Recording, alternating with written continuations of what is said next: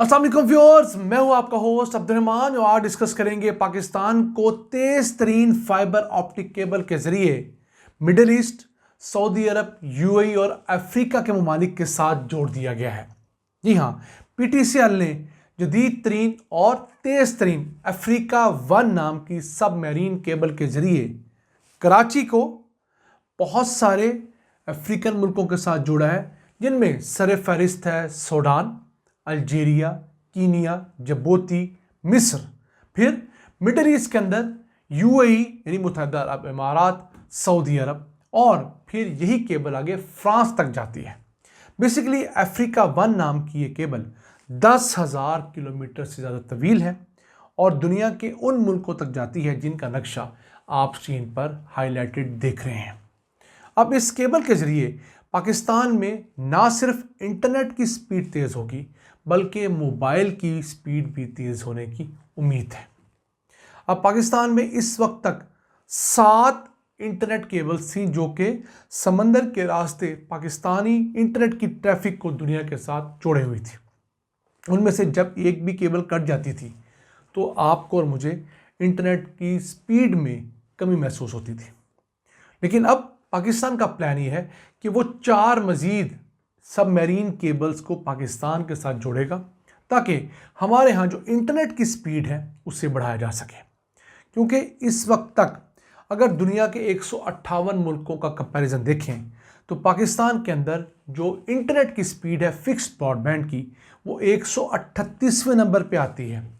यानी हमसे गंदी इंटरनेट की स्पीड सिर्फ 20 मुल्कों की है। यही वजह है कि हमारे यहाँ बहुत ज़्यादा डिस्ट्रप्शंस होती हैं और बाकी मसाइल हैं, और जिस मुल्क के अंदर इंटरनेट की स्पीड ठीक नहीं है वो आईटी के एक्सपोर्ट्स कहाँ बढ़ा सकता है। हुकूमत के दावे तो हैं कि वो सन 2030 तक आईटी की सॉफ्टवेयर के एक्सपोर्ट्स को बढ़ाकर 15 अरब डॉलर्स करना चाहती है। लेकिन अगर हमारे यहाँ तेज़ तरीन और रिलायबल इंटरनेट नहीं होगा, यानी एक तरफ तो तेज़ तरीन होगा, दूसरा वो इंटरनेट जिसे स्लो ना किया जाए, जिसे बंद ना किया जाए, यानी किसी एहतजाज के खदशे से, किसी अपोजिशन पार्टी के शोर की वजह से इंटरनेट ना बंद किया जाए, तो तभी जाकर हम अपनी जो तमाम की तमाम आईटी सॉफ्टवेयर के एक्सपोर्ट्स बढ़ा सकते हैं। लेकिन अगर हुकूमत ने यही वतीरा अपने रखा कि हर अपोजिशन के एहतजाज के ऊपर फौरी तौर पर इंटरनेट बंद कर देना है, फौरी तौर पर मोबाइल की सर्विसेज डाउन करनी है, तो ये हमारी एक्सपोर्ट्स जो इस साल तकरीबन 3.5 पौने 4 बिलियन डॉलर्स होगी, 2030 तक बमुश्किल 7-8 बिलियन डॉलर्स तक पहुंच सकती हैं। 15 बिलियन डॉलर्स का बड़ा ख्वाब हम कभी भी शर्मिंदा ताबीर नहीं कर सकते। अब सिर्फ यही नहीं है, पाकिस्तान में फ़िलहाल सिर्फ 81% आबादी ऐसी है जिस तक 3G या 4G इंटरनेट पहुंचा है। यानी कि पहुंचा है, उनको मिल रहा है, वो अलग डिबेट है। हो सकता है 4G का कहा जाता हो और वहाँ पर सिर्फ 3G अवेलेबल हो। 81% आबादी वो है जिन तक ये सर्विसेज किसी हद तक पहुँची हैं। फिर ये जो शरह है 2010 में सिर्फ 15% थी। इसके साथ साथ अभी भी मुल्क में सिर्फ 63% लोग ऐसे हैं जिनके पास स्मार्टफोन हैं। 37% लोग इस मुल्क में आज भी ऐसे बचते हैं जो कि बटनों वाले फ़ोन, फीचर फ़ोन इस्तेमाल कर रहे हैं। कुछ थोड़ी तादाद नहीं है, करोड़ों की तादाद में लोग ऐसे हैं जो आज भी बटनों वाले फ़ोन इस्तेमाल कर रहे हैं। और आप तो जानते हैं कि बटनों वाले फ़ोन्स पर इंटरनेट ना होने के बराबर इस्तेमाल होता है। तो पाकिस्तान के अंदर ये पीटीसीएल के ताउन से आने वाली अफ्रीका वन नाम की सबमरीन, जो कि सी व्यू बीच के करीब पीटीसीएल के एक्सचेंज के साथ कनेक्ट हो गई है, ये बड़ा एक अहम स्टेप कंसिडर किया जा रहा है। पाकिस्तान समेत दीगर मुल्कों ने इस केबल को बचाने के लिए 11 दिसंबर 2018 में एक मुआहिदा किया था। उसके बाद आहिस्ता आहिस्ता इस केबल के लिए काम का आगाज़ हुआ और एक्सपेक्टेड ये है कि ये केबल अगले साल 2026 में जाकर फुली ऑपरेशनल होगी और फिर पाकिस्तान से जो डाटा निकलेगा वो यूरोप तक बरास्ता हमारे वस्ती एशिया के मुल्क और अफ्रीकन मुल्कों के पहुंच सकेगा।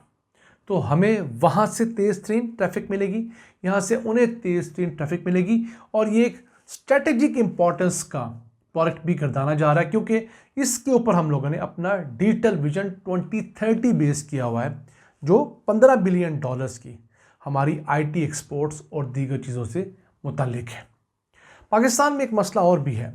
हमारे यहाँ जो इंटरनेट स्लो है या हमारे जो मोबाइल फ़ोन स्लो हैं, उसकी स्लो होने की बड़ी वजह यह है कि हमारा जो स्पेक्ट्रम है इसके ज़रिए हमें कनेक्टिविटी मिलती है वो सिर्फ 270 मेगाहर्ट्ज़ है।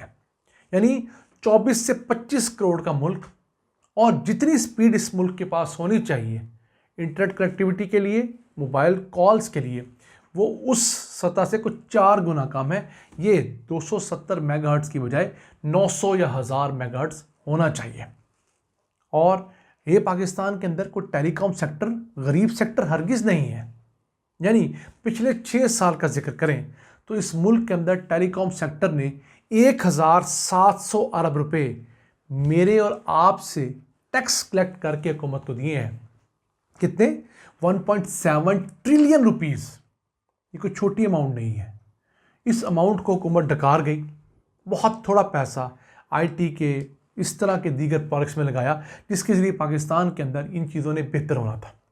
अगर उस वक्त हम एक ख़ास पोर्शन 20-25% इस चीज़ के लिए मुख्तस कर देते कि इस पैसे से हम लोगों ने अपने यहाँ तेज़ तरीन इंटरनेट लाना है, तेज़ तरीन हम लोगों ने यहाँ पर केबल नेटवर्क लाना है, यकीन कीजिए यहाँ पर बहुत तेज़ इंटरनेट के मामलात हो सकते थे और पाकिस्तान के अंदर सॉफ्टवेयर हाउसेस में जॉब्स बढ़ सकती थी।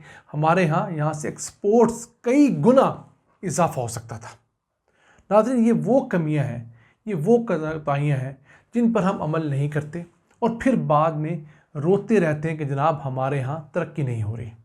ये प्रोडक्ट्स को बहुत खरबों रुपए के नहीं हैं, चंद अरब रुपए के प्रोडक्ट्स हैं और इनके मुकाबले में हुकूमत खरबों नहीं trillions of rupees revenue collect कर रही है। याद रखिएगा, 100 अरब रुपए का 1 खरब रुपया होता है और 1 ट्रिलियन रुपीस 1000 अरब रुपए के ऊपर बेस कर रहे होते हैं। तो आप हजारों अरब रुपया कमा कर भी 100 अरब तो क्या 20-25 अरब रुपया भी नहीं निकालते। तो जिस दुकान पर, जिस कारोबार पर, जिस फैक्ट्री पर आप इन्वेस्ट नहीं करेंगे, उसे एक्सपैंड नहीं करेंगे, उसके अंदर R&D नहीं डालेंगे, तो कैसे वो फैक्ट्री, वो कारोबार, वो मुल्क, वो चीज़ आपको तरक्की दे सकती है? ऐसा मुमकिन नहीं है। अब देखना ये है कि इस केबल के आने के बाद क्या हुकूमत जो मैनुअली डिस्ट्रप्शंस करती है, इंटरनेट को बार बार रोकती है, उसके रास्ते में रोड़े अटकाती है, वो अटकाना बंद करेगी कि नहीं करेगी? क्योंकि जब तक हम वो रोड़े नहीं रोकेंगे, रास्ते की डिस्ट्रप्शंस को ख़त्म नहीं करेंगे, पाकिस्तान का $15 बिलियन सॉफ्टवेयर एक्सपोर्ट करने का ख्वाब ही रह जाएगा। और फिर हम आज से 5-6 साल बाद ये सोच रहे होंगे कि हमने कहाँ गलती की, हमने कौन सी ट्रेन मिस की जिसके मिस होने के बाद हम कई साल नहीं कई दिहाइयाँ दुनिया से पीछे चले गए हैं। नाज़रीन, ये आज का एपिसोड हम उम्मीद आपको पसंद आया होगा। अपनी सजेशंस, अपनी आराज़ से हमें आगाह रखा करें। अपने मेज़बान अब्दुर्रहमान को इजाज़त दीजिए। अल्लाह निगहबान।